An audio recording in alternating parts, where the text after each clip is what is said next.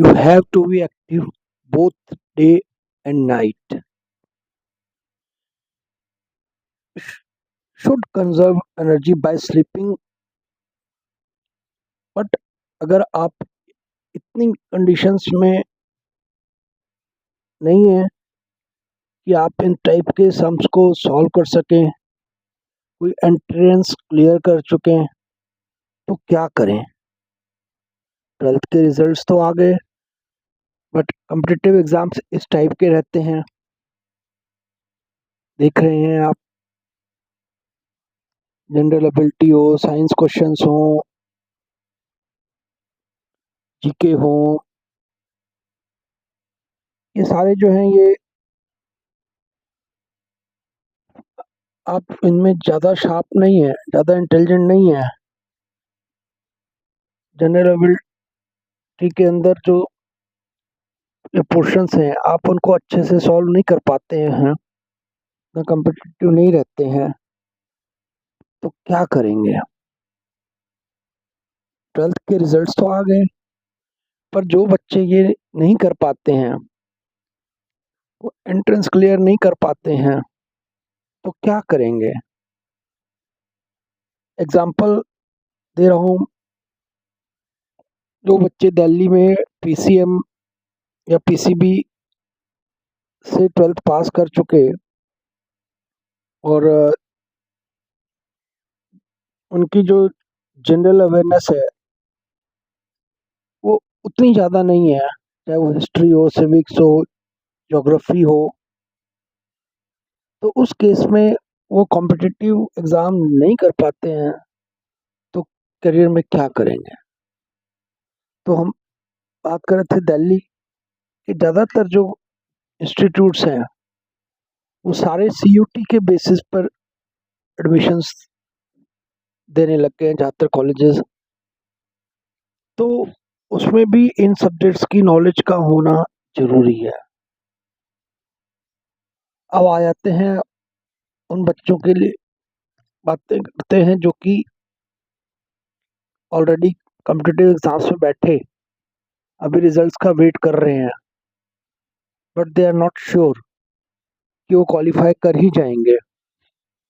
तो उस टाइप के बच्चे भी जिनकी की जनरल अवेयरनेस में अच्छी परफॉर्मेंस आई है, क्वेश्चंस को वो अच्छे से सॉल्व कर सके हैं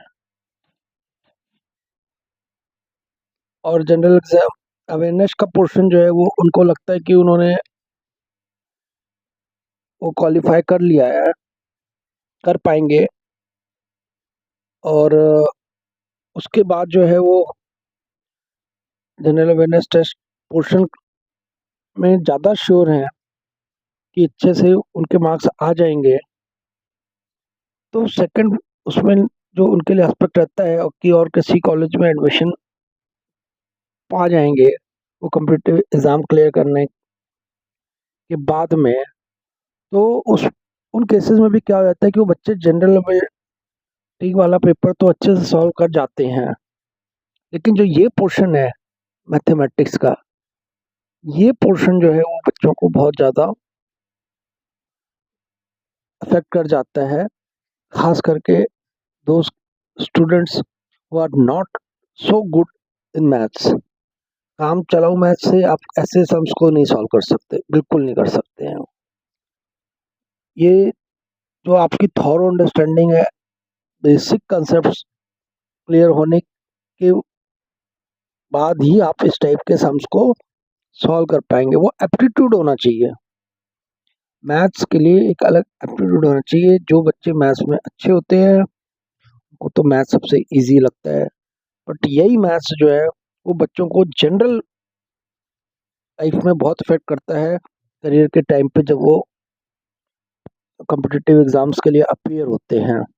तो चाहे इस टाइप के सम्स हों या और जो भी सम्स आपने अभी तक सॉल्व करे हों, उनका वो बेसिक कॉन्सेप्ट अगर क्लियर होगा तो आगे इजी होता है, अदरवाइज डिफ़िकल्टीज आ ही जाती हैं।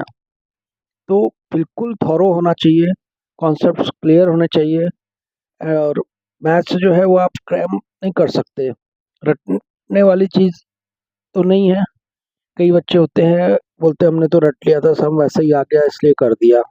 बट वो सब ऐसे कॉम्पिटिटिव एग्जाम्स में नहीं चलेगा। उसमें चाहे वो जनरल एबिलिटी टेस्ट के पोर्शंस हो, चाहे मैथमेटिक्स के पोर्शन हो, आपको पूरे कॉन्सेप्ट की जो भी आपने 12th तक पढ़ा है, राइट फ्रॉम द बिगनिंग वो कॉन्सेप्ट अगर क्लियर होते हैं, आपको सब्जेक्ट की समझ हो जाती है, तो वो ज़्यादा ज़रूरी है। वो डीप समझ होनी ज़रूरी है। तो चाहे आजकल मेंटरिंग आपको कोचिंग से अच्छी मिल गई हो या सेल्फ स्टडी किया हो,